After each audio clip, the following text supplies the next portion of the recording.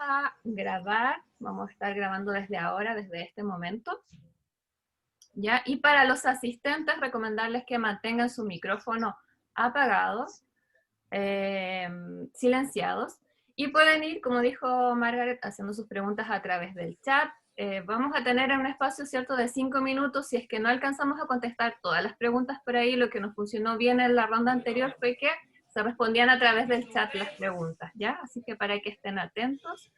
Y entonces vamos a comenzar con la presentación de Cecilia, que lleva por nombre ¿Es posible aplicar TBL en el entorno virtual? Cecilia, adelante con tu presentación.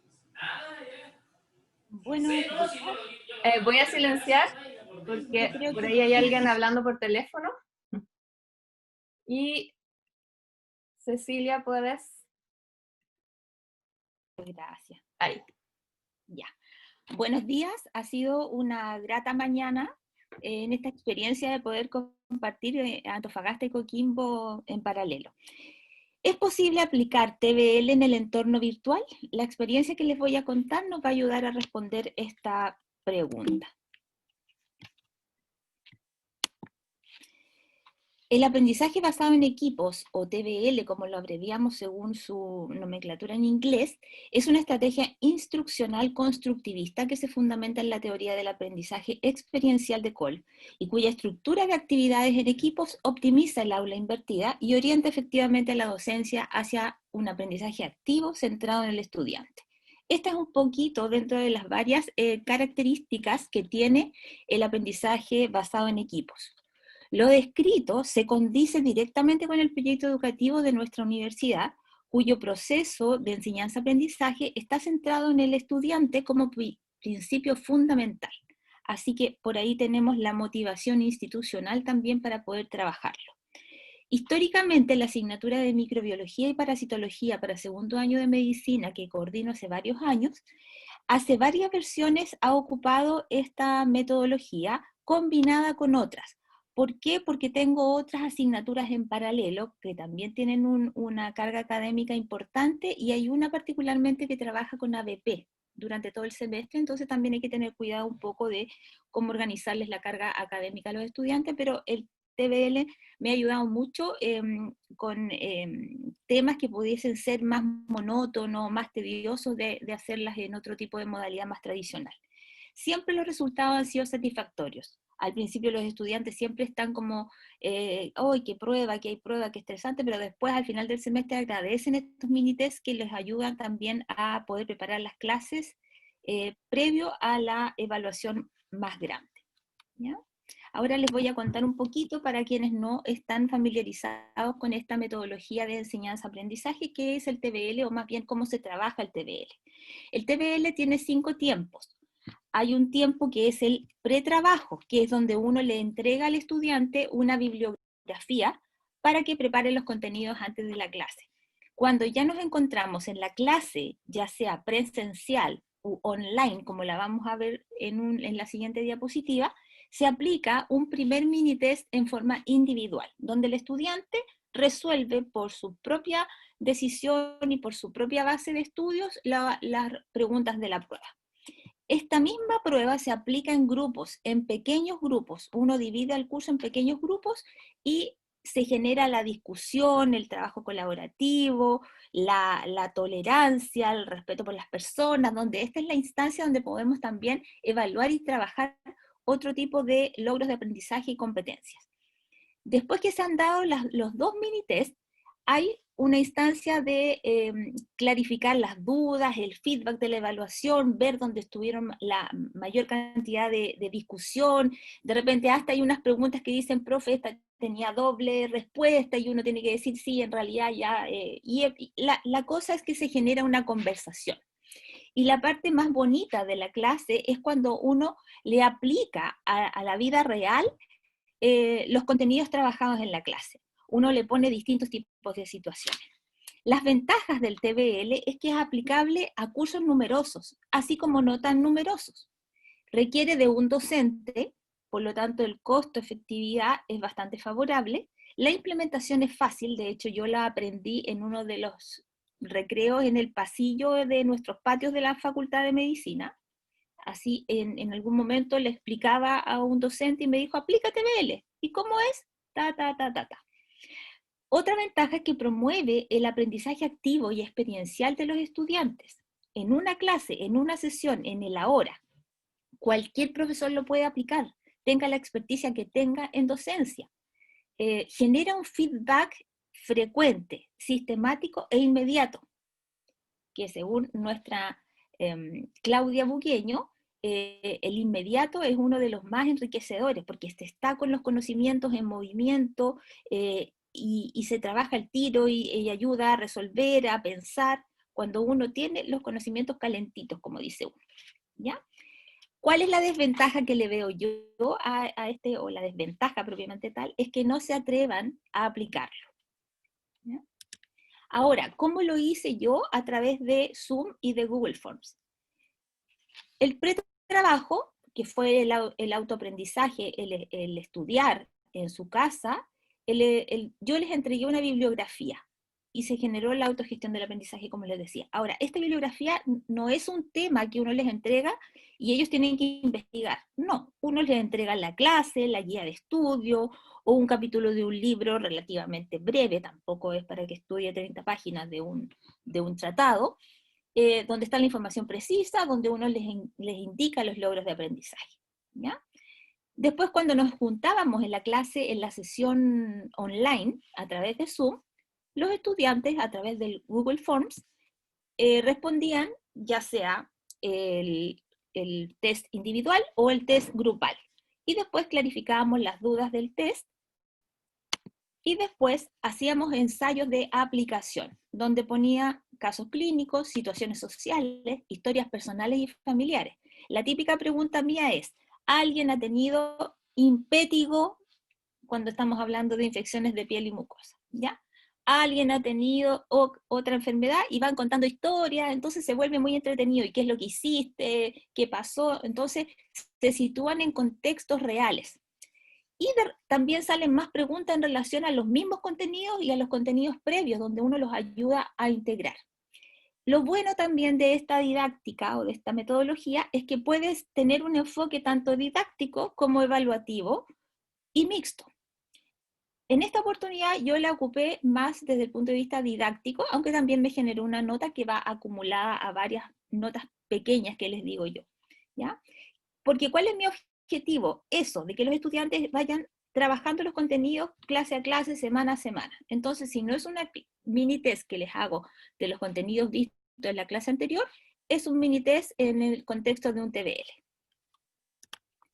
¿Qué es lo que hice yo?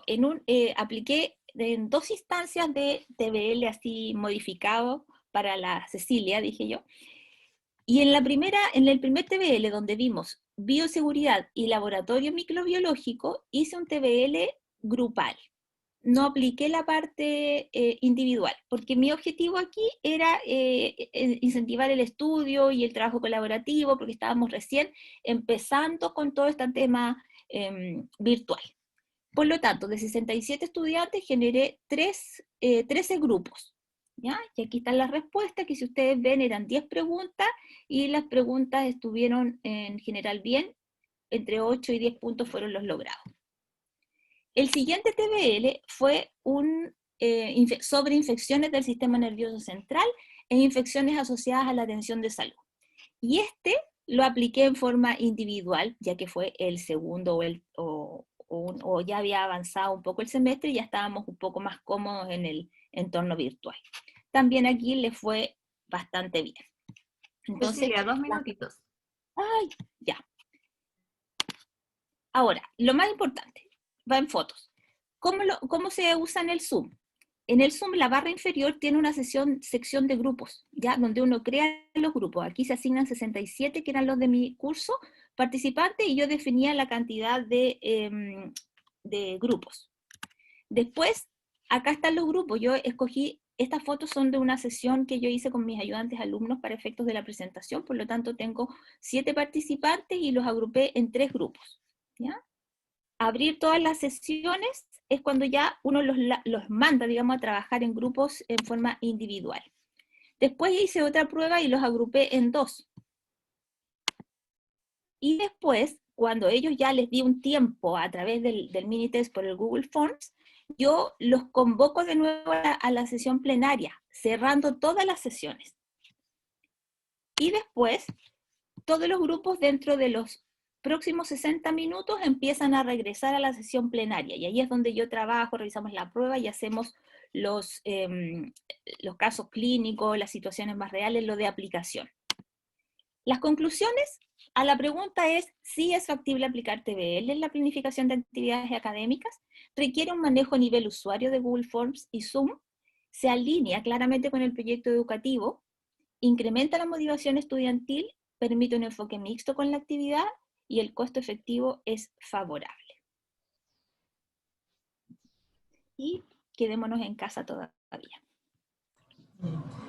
Muchas gracias, Cecilia, por tu presentación. Hay dos preguntas en el chat para ti. La primera la hace Muriel, dice, ¿cómo hacen el test grupal si están cada uno en sus casas? ¿Cómo se comunican entre ellos? Esa sería la primera pregunta. Y la segunda la hace Juan Music, que dice, ¿cuál es la diferencia entre el test individual y grupal? A la Muriel es que en el mismo te lleva a una sesión de mini Zoom. Entonces, sí, como estamos nosotros reunidos ahora, que somos 61 participantes, yo puedo generar 10 grupos. Y voy a tener 10 grupos con 10 participantes trabajando así, igual que estamos nosotros reunidos. Ese es el trabajo. Al azar, sí, es al azar, por lo tanto, aquellos que estudian juntos y se complementan después los grupos, es favorable porque los hace trabajar con otras personas distintas y siempre es distinto. Y la diferencia entre el test individual y grupal no hay ninguna diferencia, es igual, o sea, es la misma prueba. Lo que pasa es que en uno tengo un trabajo individual, donde yo aseguro o yo fiscalizo, por decirlo así, el estudio de cada alumno, y el grupal es el momento en que se movilizan los conocimientos, en que la gente discute, entre que a veces ganan algunos y marcan una que no era y no le hicieron caso a la minoría, y después esa minoría dice voy a hablar más fuerte en el próximo TVL, los que no estudian después vuelven más motivados y dicen no, me porté mal, no hice ni un aporte. Entonces, la actividad grupal tiene otro enfoque, o un enfoque colaborativo, tal como estamos hablando. Al azar o manual, uno puede decidir, exactamente, Erika. Perfecto, muchas gracias, Cecilia. Vamos con la próxima presentación, Gladys. Sí, la próxima presentación es una presentación grupal, es de Ramón Fernández, Yubinesa Gómez, Francisco Escalante, Marcela Vallejos y Claudio Ramírez. Ahí para que me indicaron que iban a compartir la presentación para que se preparen. Y el nombre de la presentación es Implementación de Evaluaciones Diferenciadas y Apoyo a la Docencia a través del uso de TIC en la asignatura de Mecánica. Así que adelante. Ya, muchas gracias, Gladys. Bueno, buenos días a todos y todas. A ver, vamos a partir con el título que, como bien decía Gladys, es la implementación de evaluaciones diferenciadas y apoyo a la docencia a través del uso de TICS en la asignatura de mecánica. Esta es una asignatura de Antofagasta para cursos de ingeniería. A modo de introducción, bueno, básicamente comentar de que la modalidad online comenzó una transición desde el segundo semestre del 2019 y se finalizó el primer semestre de 2020. Entonces, a partir de esta modalidad, sacamos algunas conclusiones sobre la forma en la que los estudiantes desarrollaban sus evaluaciones. Y la forma en la que desarrollaban sus evaluaciones nos dejó entrever que habían ciertos comportamientos de los estudiantes que eran, digamos, asociados a cierta copia, ¿bien? En algunas evaluaciones. Entonces, en base a eso, nosotros identificamos la problemática, ¿bien? Y bueno, dentro también de la problemática también estaba el hecho de que las clases disminuyeron su tiempo. Entonces, la motivación es que había una pérdida de control en las evaluaciones, como mencionaba anteriormente, y como comentaba también en la charla plenaria Gonzalo, no había regulación directa por parte del profesor, ¿bien? ya que los estudiantes incurrían en estas prácticas deshonestas. Entonces, con ello se incrementó la libertad de parte de los estudiantes de generar estas redes de contacto entre ellos para resolver pruebas en conjunto. Entonces, en base a eso planificamos una estrategia de trabajo y que estaba dividida principalmente en 3 áreas, que son pruebas globales, talleres y como soporte un canal de YouTube de la asignatura. En cuanto a las pruebas globales, nosotros realizamos pruebas globales cada cierto tiempo, bien, con cierta frecuencia, y estas pruebas globales incluían el desarrollo de un problema o 2 problemas, y este desarrollo los estudiantes debían enviarlo a los docentes. En este caso, uno evaluaba el desarrollo en sí, no solamente el resultado obtenido, como se pudiese, por ejemplo, evaluar en un cuestionario, sino que el docente evalúa el desarrollo del estudiante y el estudiante lo sube a través de la plataforma Google Form como un documento en PDF. Entonces, la forma de poder mitigar esta problemática que nosotros habíamos identificado anteriormente era diseñar pruebas diferenciadas. A partir de esto se realizaron pruebas de 2 preguntas, pero estas preguntas no eran las mismas para todos los estudiantes. Bien, sin embargo, la forma en la que se evaluaba, digamos, los mismos resultados de aprendizaje en todas las pruebas, independiente de que los problemas sean diferentes. Esa fue una de las iniciativas que se desarrollaron en la asignatura de las pruebas globales, y entre pruebas globales también se realizaron talleres. Ahora, ¿cómo era la forma de diferenciar estas pruebas? Lo diferenciábamos a través del dígito verificador del root de cada estudiante. Entonces teníamos el total de dígito verificador de 0 a K, y hacíamos grupos, bien, grupos de dígitos verificadores. Entonces, de acuerdo al grupo al que correspondía el dígito verificador del estudiante, se le asignaba un formato de evaluación, bien, y esta distribución, de acuerdo al dígito verificador, no era la misma en todos los paralelos. Hay que mencionar que en esta asignatura estaba compuesta por 5 paralelos, y en total reuníamos alrededor de 250 estudiantes. Entonces, con esto logramos introducir aleatoriedad en la distribución de las pruebas, ¿bien? Y con esto también logramos diversificar la evaluación sin evaluar con mayor dificultad a unos y a otros, ya que velábamos porque las preguntas fueran de manera similar en relación a la dificultad. Bien, ahora, estos son los resultados de las aprobaciones de la prueba global, la prueba 1 y la prueba 2. Bien, en azul están los reprobados de la prueba 1, mientras que en la prueba 2, en color morado, están los aprobados. Bien, y aquí se puede ver un comportamiento en el sentido de que la prueba global 2 tiene mucho más aprobados que la prueba global 1. Bien, por lo cual es bueno. Sin embargo, el porcentaje aumentó considerablemente respecto a la prueba global 1. Bien, y esto está relacionado con lo que comentaba anteriormente, de que los estudiantes generan redes de contacto entre ellos para poder resolver problemas de forma colaborativa, siendo que las pruebas eran individuales.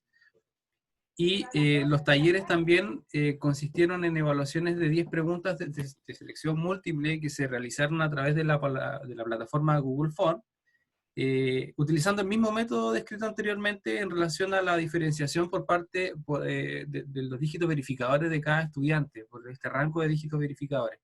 Ahora, estos talleres constaban de 10 preguntas, y estas preguntas eran algunas similares y otras diferentes en relación a los paralelos, pero sin embargo velábamos porque el nivel de dificultad fuese transversal para todos los estudiantes, es decir, fuese muy similar entre ellos, bien, para no perjudicar a algunos y favorecer a otros. En base a eso, aquí está el promedio de notas por taller, eso considerando los 5 paralelos, bien, y es un comportamiento, digamos, que ronda entre el 4, 5 en promedio, donde acá hay la tercera nota, que es una baja, está asociada a al paro que hubo, por parte de los estudiantes. Esta fue la prueba que se tomó luego del paro, y por eso se ve una baja en las calificaciones. Y la calificación baja también se obtiene en el taller 6, que es un tópico que históricamente ha sido complicado para los estudiantes. Entonces, en base a eso también hay una nota baja. Entonces, ahí se puede ver, digamos, cómo oscilan las notas, pero en general son buenas calificaciones que se obtienen a nivel general, a nivel de asignatura. Todo esto con la plataforma de Google Phone. Ahora, la ponderación que nosotros utilizamos para las evaluaciones era un 60% del promedio de los talleres, y un 40% de la nota de la prueba global, esto en el caso del 2020, y para la evaluación del 2019, los talleres previos se sumaban al puntaje de la prueba, es decir, los talleres eran puntaje y ese puntaje era adicional al puntaje de la prueba global. Sin embargo, en la modalidad del 2020, estos talleres tenían un peso mucho más importante, eran un 60% del promedio de la nota final. Entonces, eso ya le da un peso mayor. Bueno, ahora Yuvinesa va a continuar con la siguiente parte, que tiene que ver con el uso de TICs. Quedan 2 minutitos. Ya. No se preocupe. ¿Se escucha bien, cierto? Sí, se escucha bien. Bueno, adicionalmente a las aplicaciones y estrategias metodológicas descritas por Francisco, se hizo uso de la plataforma YouTube como apoyo docente. Bueno, aquí les comparto el link de nuestro canal por si desean revisar nuestro material, que es público, ahí para que le den like y compartir. Es de conocimiento general que nuestros estudiantes pertenecen a la generación de nativos digitales. Ellos utilizan herramientas muy diversas a la hora de aprender y documentarse. Por esta razón, el uso de TICs en nuestras clases, independiente de la metodología que implementemos, ya sea presencial o online, es esencial para no aislarlo ni crear una barrera generacional con los alumnos que nos imposibilite comunicarnos con ellos. Así que, por lo tanto, estar preparados como docentes en el uso de TICs es muy importante. Claramente, el uso excesivo de tecnología también tiene unos inconvenientes asociados, pero el uso de YouTube como una herramienta educativa es bastante importante. De hecho, el objetivo general de nuestro canal era hacer un apoyo complementario a las clases teóricas, principalmente porque se había reducido el tiempo de la realización de clases, entonces no había mucho tiempo para realizar en detalle muchos ejercicios, así que con esto ese fue el objetivo principal. Teníamos la resolución detallada de ejercicios, también habían tutoriales para que los alumnos supieran cómo entrar a las diversas aplicaciones, como las que mencionó Francisco de la plataforma Google Chrome, para poder hacer para poder entender y poder responder estas evaluaciones. ¿Ya? Y algo muy importante es que los alumnos permitía revisar el material las veces y cuántas veces fuese necesario, así que sin tener que tener la interacción directa con el profesor y acomodar los horarios de estudio, que obviamente en un proceso complejo como pandemia era súper importante. Ya. Acá podemos ver un cuadro, resumen esquemático, ya que un beneficio adicional que tiene la plataforma YouTube es que puede arrojar estadísticas de la evolución del canal. ¿Ya? Eso es bastante relevante, ya que no necesitamos sacar la estadística, sino que el canal solo te las entrega. ¿Ya? Por ejemplo, a nuestro canal al día de hoy tiene 26 videos, tiene 77 suscriptores, y en las últimas 48 horas antes del cierre de esta presentación, nosotros tenemos 231 visualizaciones. ¿Ya? Entonces eso es súper importante porque acá podemos ver cada video con su tema, las visualizaciones que tienen, el tiempo en que fue subido, y algo muy relevante, por lo menos para nosotros, es que uno puede saber en cada video el punto exacto en que los estudiantes dejan de verlo. Entonces aún así puede hacer ciertas estimaciones, como por ejemplo decir que si son videos de resolución de ejercicio, ellos los ven aproximadamente 6 minutos de forma completa, o sea, su concentración completa llega hasta ahí. Y si son videos que tienen que ver con tutoriales o enseñar o resúmenes de materia, eso lo podemos hacer, ellos lo hacen completamente en 15 minutos, ¿ya? La estadística que entrega YouTube es bastante buena, solo uno tiene que configurar para que sea un canal que tenga más dominio del tiempo y suscriptores, algo muy sencillo de utilizar ahí en la configuración, y uno puede tener estadística que le arroja el programa. Ya.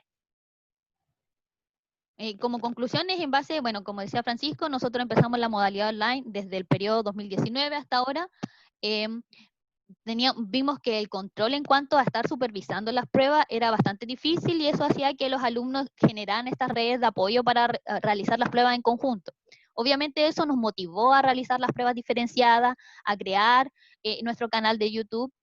sabiendo obviamente que todo esto es gran costo de tiempo para los docentes, pero si nosotros tenemos un grupo, en este caso, somos 5 paralelos trabajando de forma cohesionada, para obviamente en pos de buenas prácticas docentes, alivia mucho el trabajo. Se hace, si uno sabe cómo distribuir las tareas, se hace muy bueno, entonces algo relevante. No solo es organizar un buen material, sino también organizar a docentes diferentes, con diferentes como enfoques para hacer las clases, pero en un post mayor, porque todo estas, lo que mostró Francisco y el canal era colaborativo para todos los paralelos. Entonces eso era muy bueno porque un profesor podía editar el video, otro trabajaba en hacer el problema, todos seleccionábamos lo que necesitábamos y todo el material era completo para todos los paralelos, así que no había una desventaja entre uno y otro. Todos trabajamos en conjunto.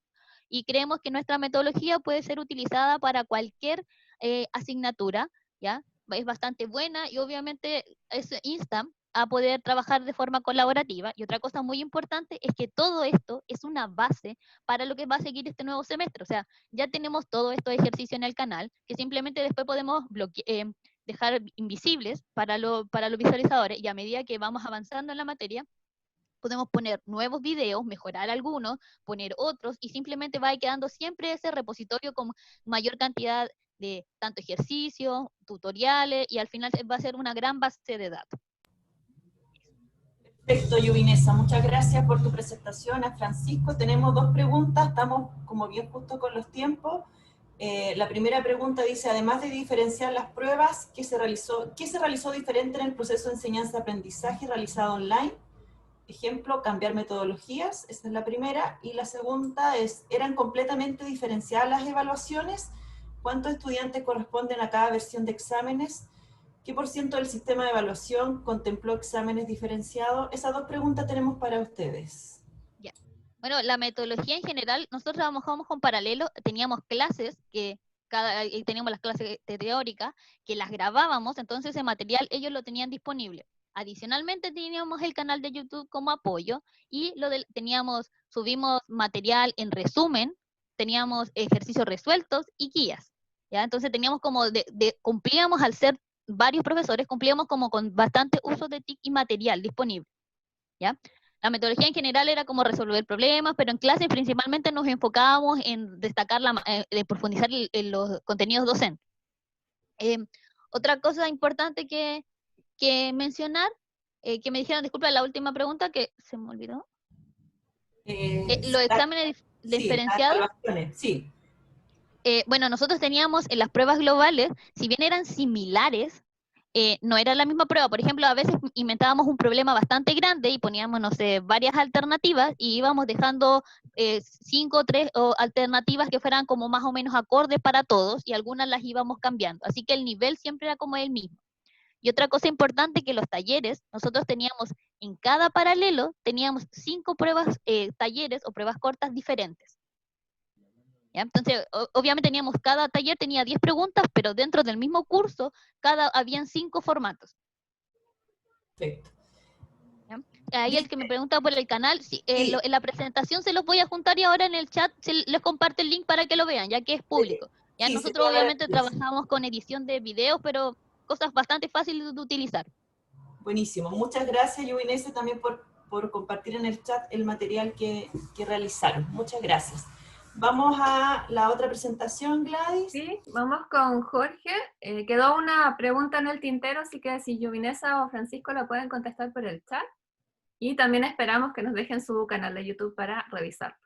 Así que Jorge nos va a presentar, Jorge Bozo, brecha y desafíos del AMACS. Adelante, Jorge. ¿Se escucha? Sí, se escucha perfecto. Ok, perfecto. Bueno, cuando salió este tema de esta jornada, yo quise...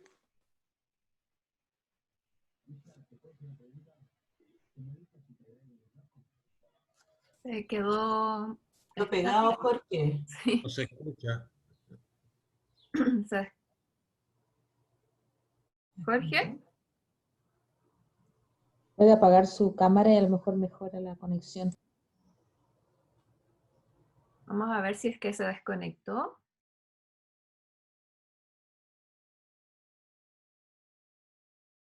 ¿Se prepara, Loreto, si es que Jorge se desconectó, para que no perdamos tiempo? y retomamos con Jorge al final.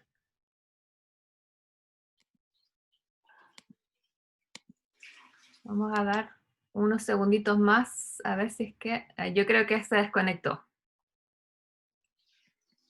Sí, yo creo que pasemos con Loreto. ¿Sí? Sí. ¿Loreto? Sí.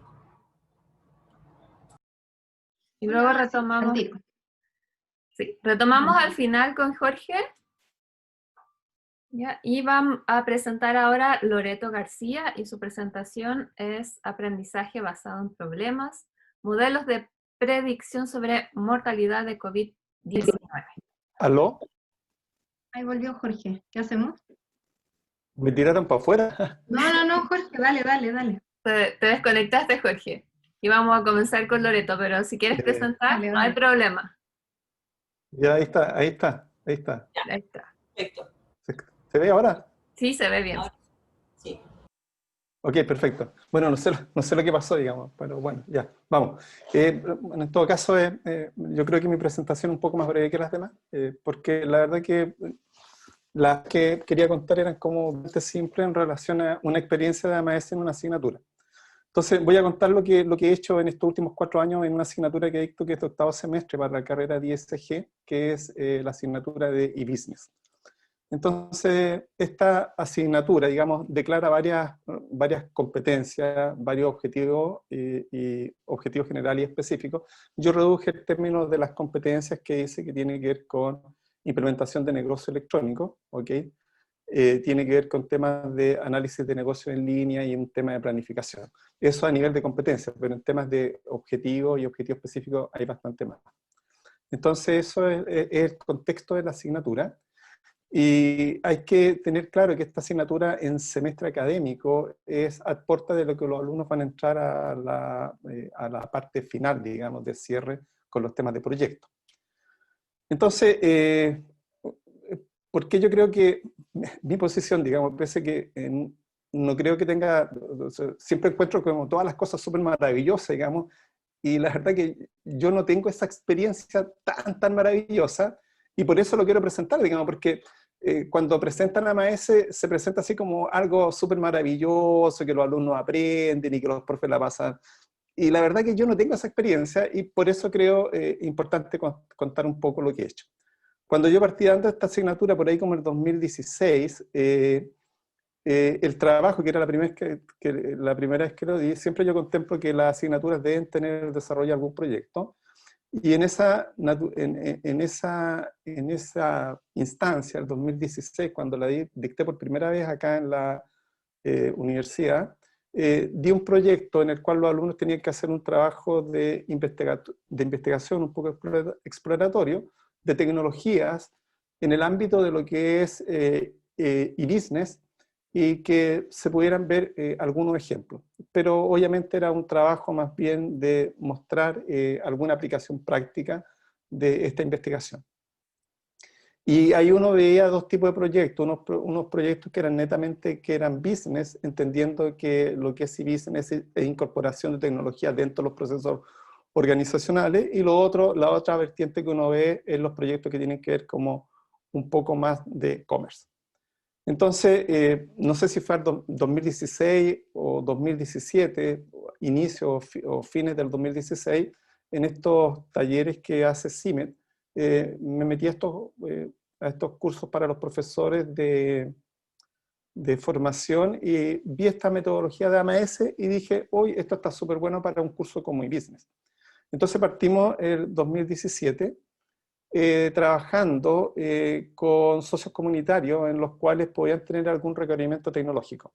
Entonces, en ese tiempo, estoy hablando del 2017, partimos trabajando con una organización sin fines de lucro que es Emprepolis, en los cuales ellos tenían requerimientos de ciertos socios para incorporación de tecnología dentro de su quehacer. Y la otra fuente de socios ha sido el centro de negocio.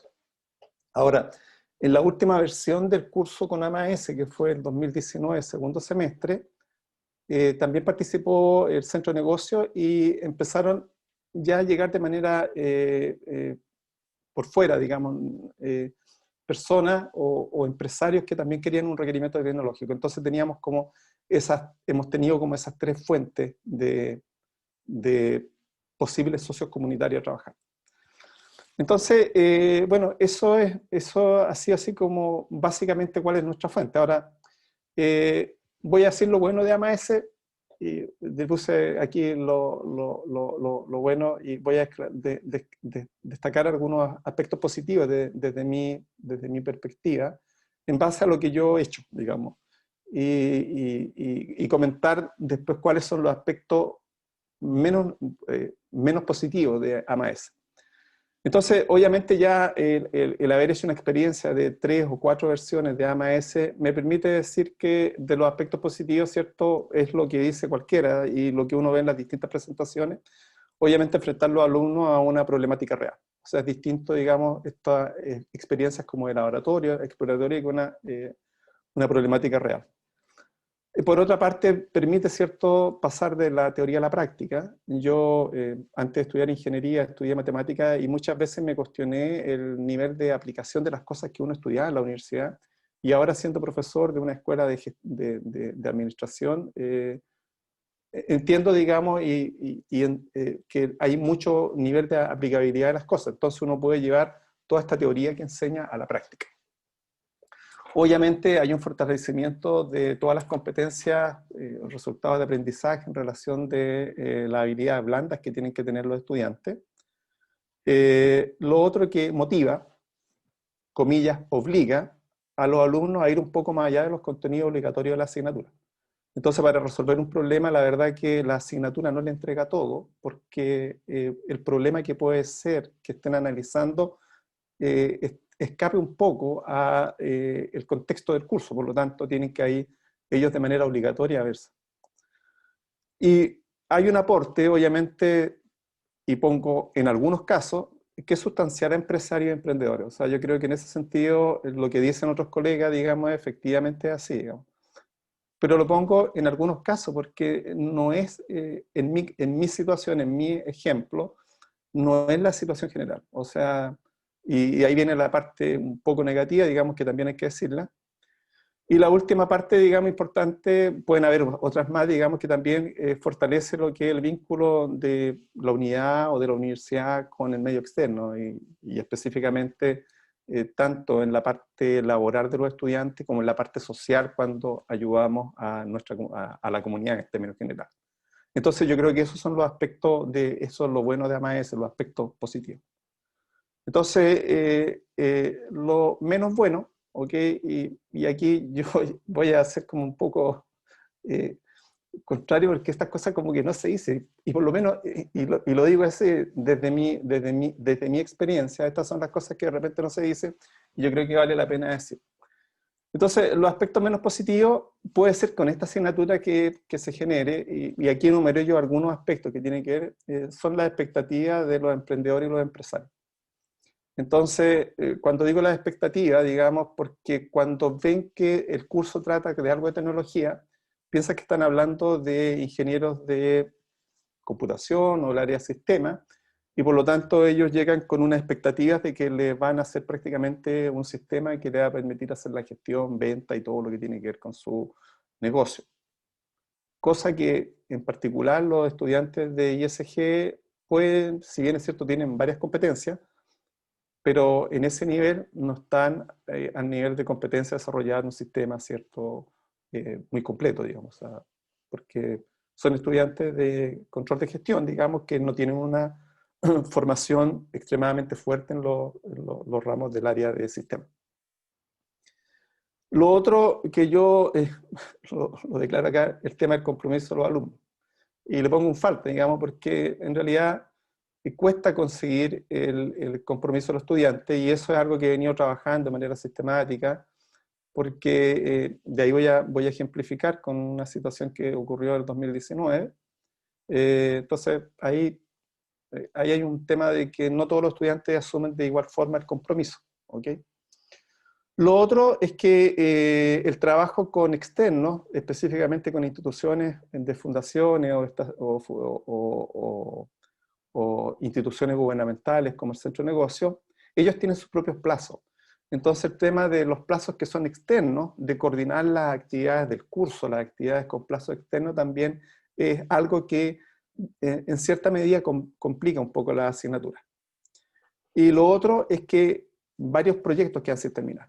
Entonces aquí voy a hacer una mención respecto a lo que fue el 2019, que siempre la gente habla muy bien de AMAS, digamos, y yo sigo hablando muy bien de eso, pero tengo que decir las cosas negativas. Entonces, cuando nuestros estudiantes salieron el año pasado, que tenía 10 proyectos, ahí voy a mostrar un poquito las estadísticas, el 2019, segundo semestre, tenía 12 proyectos, y esto justo fue con el estallido social. Entonces, cuando los estudiantes salían hablando, ¿cierto?, esto de que la responsabilidad y el tema de ayudar a los emprendedores, y que haya mucho... tengo que decir que de los 12 proyectos, 7 proyectos los alumnos simplemente lo votaron. Lo votaron, o sea, no hicieron absolutamente nada. Y de los 5 proyectos que quedaron, hay aporte, digamos, al menos en 2 proyectos, y los otros lo terminaron porque tenían un compromiso y había una nota detrás y querían, para no reprobar la asignatura, digamos. Entonces eso fue lo que pasó con el 2019. Segundo semestre que a mi parecer fue como lo más negativo desde el punto de vista de la falta de compromiso de los estudiantes. Ahora obviamente la situación uno la entendía y tampoco yo fui de la posición de obligar a los estudiantes que tenían que terminar porque ellos toman sus propias decisiones. Jorge, Entonces, menciono aquí dos proyectos en particular, ¿ok? A mano derecha, digamos, ahí está un par de estudiantes, que estos alumnos, menciono el proyecto de mineral EIRS, que fue el primer semestre, y menciono a estos alumnos en particular porque estos 2 chicos reprobaron conmigo la asignatura y lo tuvieron que hacer por segunda vez. Y la reprobaron porque, si bien es cierto, técnicamente los 2 son muy buenos, pero eran un poco flojos. Y cuando presentaron su primer proyecto, básicamente ellos reprobaron porque el proyecto les salió mal evaluado, y yo lo evalué mal porque tampoco tenía herramientas para evaluarlo bien. Entregaron un par de cosas por entregar, digamos, pero obviamente no era suficiente como para decir, mira, tu trabajo está aprobado, digamos, ni siquiera para 4. Entonces, después el centro de negocio me pidió que tenía un proyecto desafiante con Mineral EIRS, que es una empresa de la zona, en el área de la minería. Me pidieron que necesitaban si podía ver este proyecto que tenía que ver con un tema de gestión. Y yo dije, sí, tengo un par de chicos buenos, y les di el proyecto a ellos, ¿okay? Justo lo que habían reprobado, porque los niños son técnicamente buenos.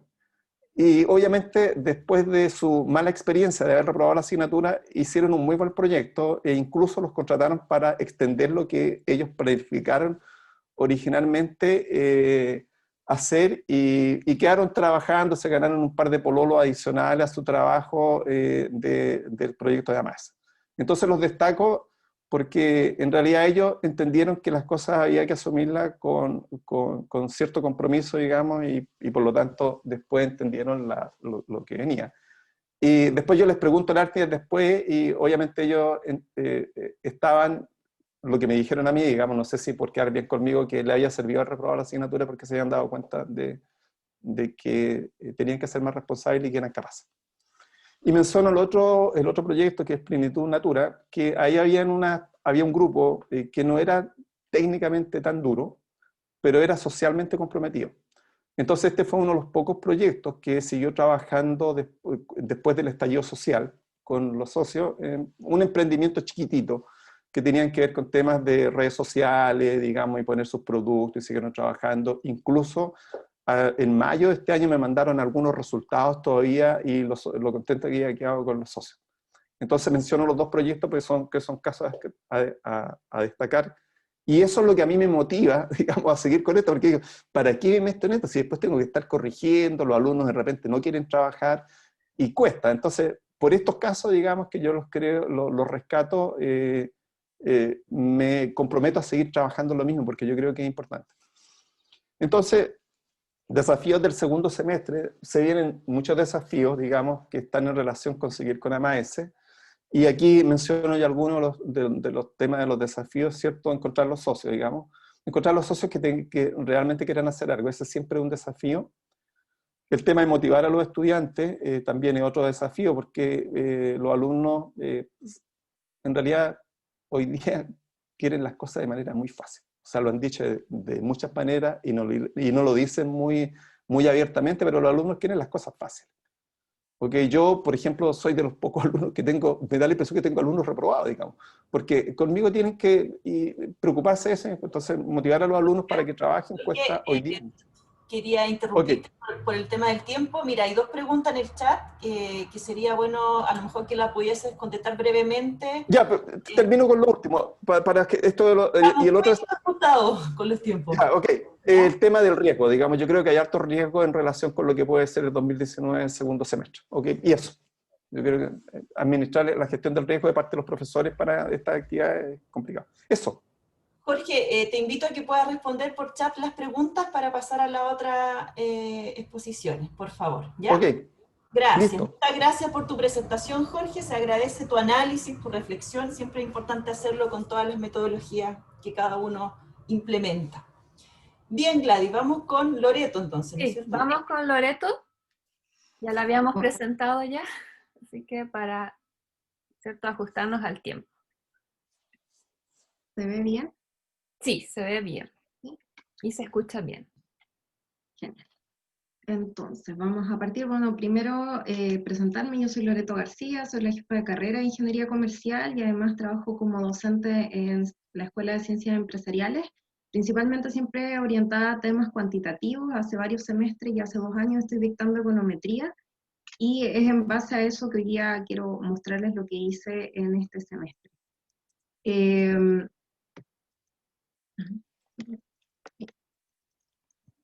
Entonces, la presentación tiene las siguientes partes. Bueno, tenemos una introducción, cuáles fueron los aspectos generales de esta implementación, cuáles fueron las fases de aplicación, y me dan un momento que se me...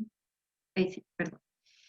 Un ejemplo, para que ustedes puedan ver directamente desde los estudiantes cómo fue su experiencia y cuáles fueron los resultados que ellos obtuvieron.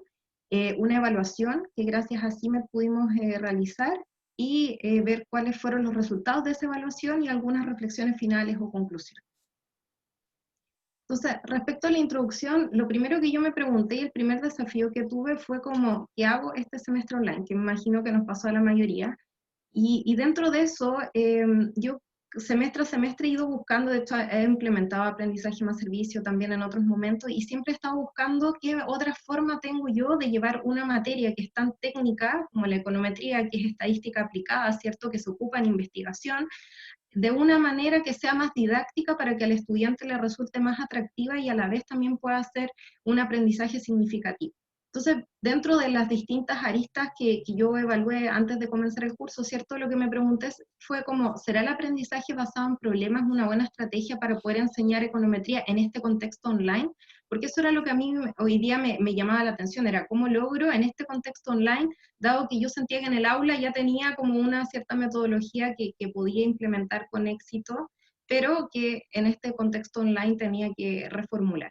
Por lo tanto, me quedé con ella. Además, aproveché de implementar solo trabajo o aprendizaje colaborativo, algo que hace muchos semestres tenía ganas de hacer, y que esta vez me motivé a hacerlo porque busqué evitar copias, o utilizando otras técnicas metodológicas evaluativas donde fuera o en parejas o en pequeños grupos, y no en un tema individual buscando eliminar las copias. Ahora, ¿cómo hice esto? Bueno, esta intervención se implementó en 2 paralelos. En total tenía 120 estudiantes que eran de la carrera de Ingeniería Comercial y de Ingeniería en Información y Control de Gestión en la asignatura de Econometría. Algunos contenidos del curso, ¿cierto? Están, bueno, generalmente los modelos de regresión lineal simple y múltiple, el modelo mínimos cuadrados ordinarios, que es un tipo de modelo de estimación que se implementa, ¿cierto?, en contextos de investigación, y sesgos de estimación. Eso principalmente fue donde yo me acoté, considerando que también teníamos menos clases de lo habitual, Y me quise centrar porque algo que tenía que hacer sí o sí era buscar más que una nota, era como el aprendizaje significativo, el logro de las competencias. Entonces, de los 4 resultados de aprendizaje que yo tengo en mi asignatura, estos 2 que les muestro acá son los más amplios, y es por eso que yo me enfoqué en ellos para poder diseñar un poco esta intervención. Entonces, uno de ellos dice que hay que realizar presentaciones individuales, ¿cierto? Y grupales de los resultados obtenidos y análisis de los mismos en formatos de investigación científica y consultoría. Y el segundo es utilizar los modelos econométricos para realizar predicciones económicas y de negocios usando herramientas computacionales. Entonces, en esto yo quiero decir que en el fondo tuve un poco de suerte, porque ya me estaba diciendo, ¿cierto?, mi programa, que yo tenía que ocupar herramientas computacionales, y eso hoy día en un contexto online era una ventaja. Por lo tanto, yo me agarré de eso, y además de que tenía que promover la investigación científica para poder proponer entonces esta intervención educativa.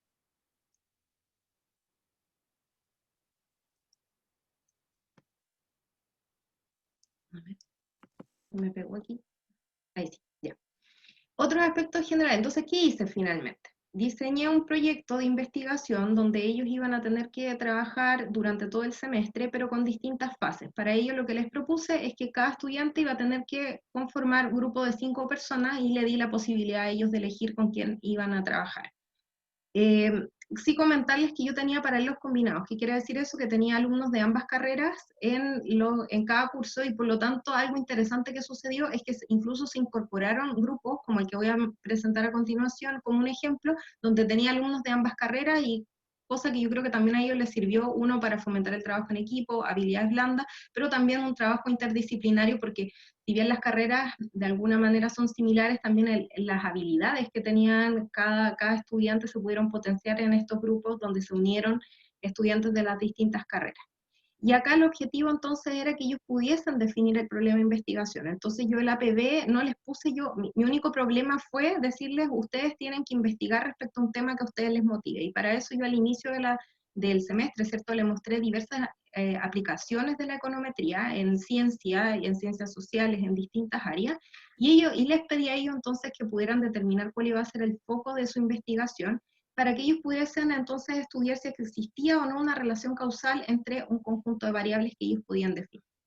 Este trabajo se realizó durante todo el semestre, y ellos tenían que cumplir con diversas fases de entrega, que les voy a explicar a continuación.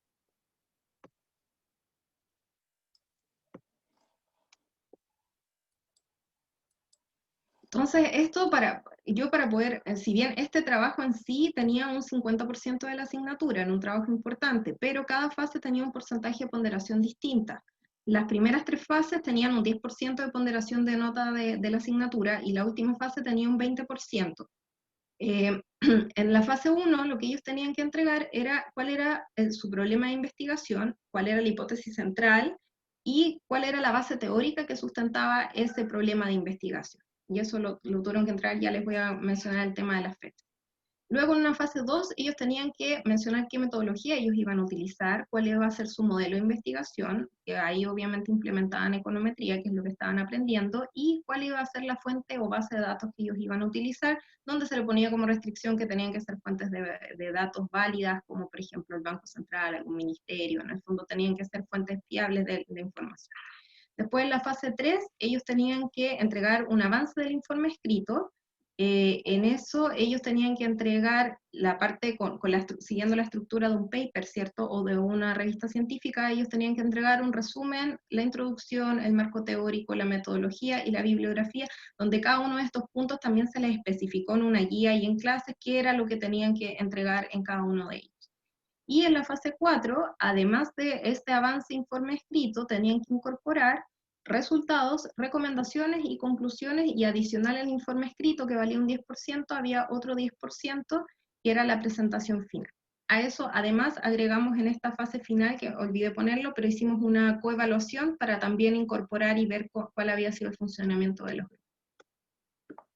Respecto a las fechas, cada una de esas fases tenía distintas fechas. La fase 1 partía el o la primera entrega que ellos tuvieron fue el 12 de junio, y el formato de esa fase fue una presentación oral, pero por el volumen de alumnos que yo tenía como 12 o 13 equipos por paralelo, y tenía solamente yo estaba implementando clases una vez a la semana, las clases sincrónicas, por lo tanto eran muchos los estudiantes como para hacer presentaciones uno a uno, y por lo tanto lo que les pedía es que ellos se grabaran. Entonces ellos entraban en Zoom y ellos hacían su presentación, lo grababan, me entregaban el video y luego yo podía revisar y darles feedback en una clase posterior.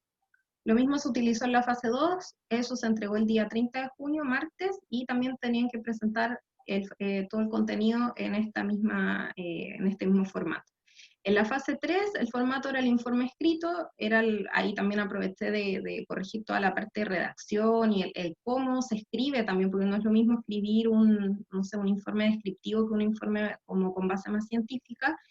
Y la última fase de entrega fue el día 4 de agosto, ellos me entregaron el informe escrito y después la presentación oral se consideró como el examen de la asignatura, que fue en 2 fechas distintas, una para cada paralelo, y ellos solamente asistían en el horario que les correspondía a su presentación. Loreto, 2 minutitos. Ya. Bueno, acá me voy a saltar esto, porque esto se los puedo dejar, pero acá hay un video que en el fondo hicieron los estudiantes donde ellos presentan los principales resultados. Habían 25 temas diferentes, sin embargo, hay uno súper interesante, a mí me pareció al menos, porque tiene que ver con identificar cuáles eran como los factores que más determinaban la mortalidad del COVID. Así que eso me lo voy a saltar para dejarles, tengo este link que se los puedo compartir. Luego, después de la intervención, lo que hicimos, ¿cierto?, fue evaluar. En eso Margaret me ayudó, pudimos hacer una encuesta para poder ver cuál era la percepción de los estudiantes de este tipo de metodologías en la asignatura. Esta encuesta la contestaron 86 estudiantes, que representaba el 72% del total. De ellos, el 63% aproximadamente eran mujeres y el resto eran hombres. Dentro de eso, algo a destacar, ¿cierto?, es que el 30% considera que este tipo de metodología le ayuda a conseguir un aprendizaje más significativo que una tradicional, y el 40%, aproximadamente 41%, dice que es el mismo tipo de aprendizaje. Dentro de ellos también, el 71% de los estudiantes reporta estar muy satisfechos con la metodología implementada en el curso, y por ejemplo uno de los testimonios que ellos dejaron como comentario al final, dice: cuando la profesora nos comunicó en un principio esta nueva metodología de aprendizaje, nos pareció una buenísima idea porque la hace más dinámico y más práctico, y por lo tanto el conocimiento adquirido luego de hacer un trabajo aplicado queda mucho mejor internalizado. Respecto después a otras consultas, como si tuvieras que elegir esta metodología o la tradicional, se reporta que alrededor del 60% prefiere este tipo de metodologías por sobre la tradicional, y al preguntarle si recomendaría a otros estudiantes que participen en un curso con este tipo de metodologías, el 79% sí la recomendaría. También el 79% de los estudiantes recomendaría el uso de este tipo de metodologías en otros cursos. El 90% de los estudiantes está de acuerdo o muy de acuerdo con que esta metodología contribuye al aprendizaje de los contenidos del curso, y el 83% de los estudiantes está de acuerdo o muy de acuerdo con que esta metodología les fomenta el autoaprendizaje. Entonces, a modo de conclusión, lo que yo les podría decir es que en realidad mi reflexión final, ¿cierto?, es que la metodología tradicional con la que generalmente este tipo de asignaturas se imparte, generalmente se centra más en una transmisión de conocimiento teórico que en un aprendizaje significativo. También se apoyaba o solía, ¿cierto?, la forma tradicional, o como quizás yo aprendí econometría, se apoyaba mucho en la lectura y en la resolución de guías. Promovía, por lo tanto, un trabajo individual más que grupal, y requería poco uso de TICs, porque era bastante más tradicional, ¿verdad? En cambio, una metodología activa, como el aprendizaje basado en problemas, fomenta un constante autoaprendizaje, porque el estudiante, al verse desafiado, ¿cierto?, por lo que está haciendo, tiene que dedicar más tiempo de estudio para poder resolver problemas reales. También por lo mismo se basa, ¿cierto?, en estos casos que ellos tratan de resolver y preguntas reales que tratan de responder. Promueve el aprendizaje colaborativo y las habilidades de trabajo en equipo, y además aprovecha eficientemente el uso de las TICs, que es una gran ventaja en este contexto de clases online o en línea. Y esa ha sido mi presentación. Muchas gracias. Ahí, bueno, aparece en mi correo, y les voy a dejar el link del video de los estudiantes si es que quieren escuchar como el resumen de su estudio. Por Muchas gracias. favor. Sí, gracias Loreto, nos dejas el link en el chat y si es que tienen alguna pregunta para Loreto, la hacen a través del chat. Loreto, por favor, si es que las puedes responder también, porque en pos del tiempo tenemos que avanzar, así que vamos a la siguiente presentación. Vamos con Paula Gormaz y con su presentación Uso de TIC en clase invertida. Paula, ¿estás por ahí?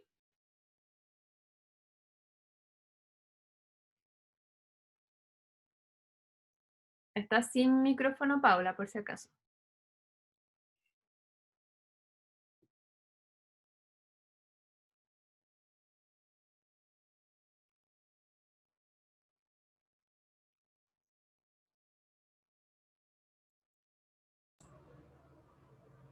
Paula, no se te escucha. Tienes que activar tu micrófono. Sí. Ah. Ahí sí, gracias. Ya, vamos entonces. Buenas tardes, ya a esta altura voy a tratar de ser lo más precisa y concisa. Me imagino que deben estar todos cansados, ¿no es cierto? Me presento, soy Paula Gormaz Orrego, profesora ahora del Departamento de Teología de la asignatura Identidad, Universidad y Equidad de Género. Dado la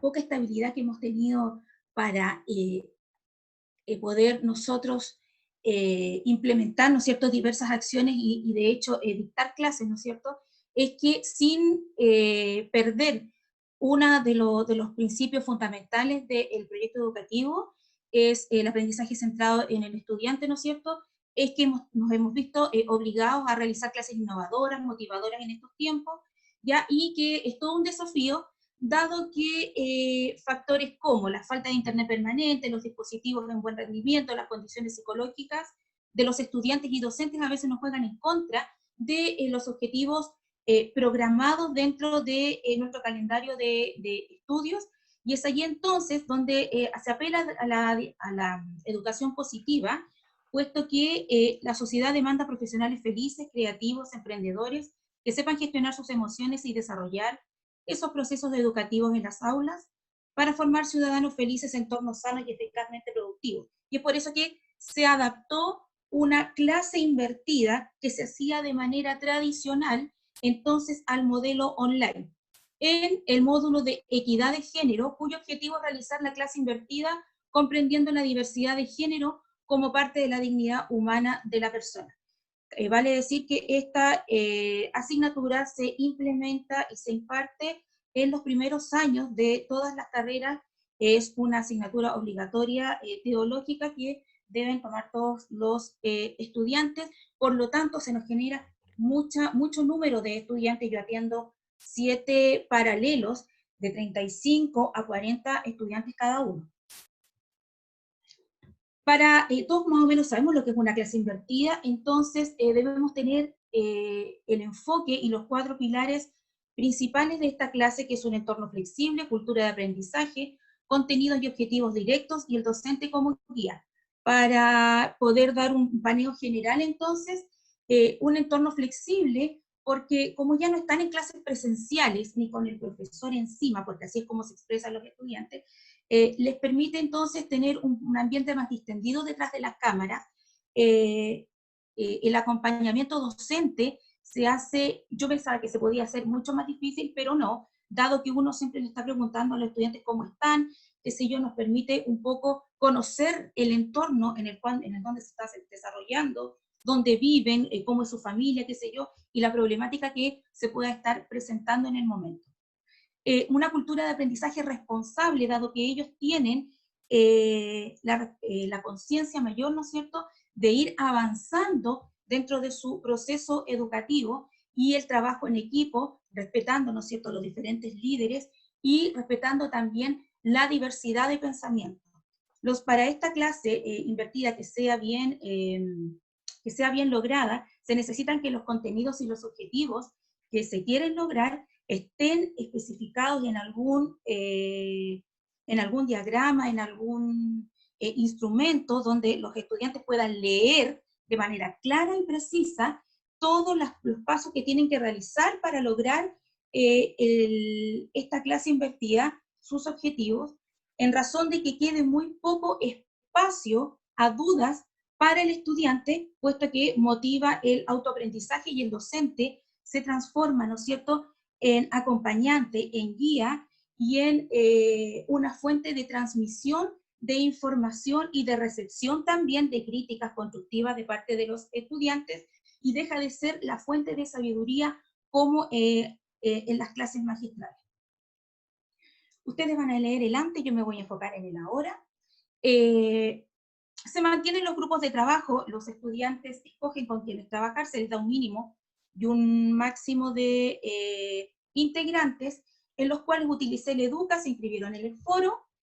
Posteriormente la profesora, ¿no es cierto?, asigna los temas que tengan que ver con equidad de género a trabajar, puesto que anteriormente ya se han pasado se han revisado los contenidos generales y se les explicó qué es lo que es una clase invertida, más un instructivo con las diferentes etapas de este trabajo que tienen que realizar.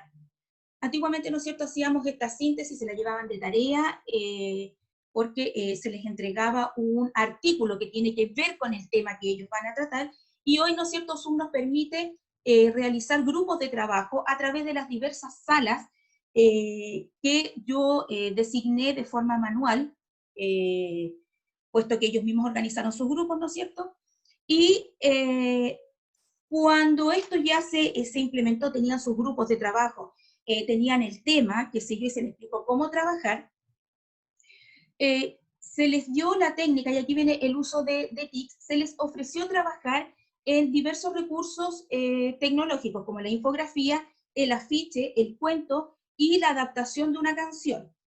Ahora, el PPT o el Prezi, y el video educativo nació de ellos, puesto que nos jugó a nosotros en contra del paro, y ellos querían, de alguna manera, presentar su trabajo, y a varios grupos de distintos cursos se les ocurrió, ¿no es cierto?, esto del video, que lo conversamos y vimos la factibilidad, y antiguamente si se trabajaba en una rúbrica, ¿no es cierto?, puesto que se amoldaba y se evaluaba con la evaluación de un cómic tradicional, y cuando digo tradicional, con material concreto, ahora, ¿no es cierto?, se dio esta libertad apelando a las diferentes virtudes, habilidades y talentos y estilos de aprendizaje que los estudiantes poseen, incluso un manejo de la tecnología mucho mejor que el profesor o la profesora. Si antiguamente se ocupaba una pauta de evaluación, ahora requiere un poquito más de tiempo por parte del profesor o profesora, en la cual se crearon 7 rúbricas revisadas en conjunto con los estudiantes, y aquí voy a rescatar yo un punto muy positivo. Como se les pasa ética en un principio, una ética general, entonces ellos vieron la necesidad de integrar un criterio que dictaba de la responsabilidad ética al uso de la información y posteriormente su divulgación. A mí me parece súper positivo, porque eso mismo los obliga entonces a la manipulación de información y a ser responsable en el contenido que ellos van a entregar. El video que hizo un grupo de estudiantes, para ellos me fueron explicando, ¿no es cierto?, a través de estos diferentes procesos y en las diferentes clases, cómo lo fueron realizando. Ellas, el tema que tenían que tratar era el origen de las comunidades LGBT, dando énfasis a la reflexión posterior en razón de todas las expresiones de género y las identidades de género que se pueden encontrar en la universidad, y para ello, ¿no es cierto?, dibujaron las imágenes con Paint Tool 6, usaron el Sketchbook, perdón con mi inglés porque es pésimo, Sketchbook, y montados y editados en Movie Maker, que son herramientas digitales que uno puede encontrar de forma gratuita en el internet. Paula, 2 minutitos. Ya, los resultados de aprendizaje: comprender la diversidad de género como elección y en su libertad de expresión desde la tolerancia y el respeto, algunos indicadores también cualitativos, y resultados de aprendizaje cuantitativos. El porcentaje de aprobación de la evaluación fue del 100%, siendo la menor calificación un 5,5 y la mayor un 7. y si alcanzamos a ver algo del video, ustedes me dicen para que lo vean, y si no les dejo también el link. Ay, no se ve. Déjanos el link en el, Ya, yo les dejo el link. chat. ¿Sí? Ya, y bueno, y esos fueron algunos afiches y infografías que los estudiantes también realizaron en torno a esta clase invertida, en donde ellos, para concluir, se convirtieron en protagonistas de su propio aprendizaje, tomando la posición del profesor o profesora. Por lo tanto, pudieron rendir en cuanto a su evaluación y hacer la reflexión, ¿no es cierto?, pedagógica de lo que ellos obtuvieron y qué es lo que aprendieron en el fondo internalizar. Gracias por su tiempo. Muchas gracias, Paula, por tu presentación. Maravilloso encuentro la temática, además, así que para todos aquellos que quieran seguir profundizando, Paula, ¿podrías dejarnos tu correo ahí en el chat por si quieren hacer alguna pregunta? Lamentablemente ya estamos ahora en el cierre, nos están esperando a esta sala, así que para que podamos ir todas y todos al link del cierre para las palabras del BRA como finalizando la jornada. Sí. Felicitaciones y gracias a todos. Y ahí está el link, o a través de la página de la jornada también se pueden conectar al cierre. ¿Ya? Sí. Nos están esperando para que vayan todos al cierre de la jornada. Muchas gracias. Gracias a todos. A todos.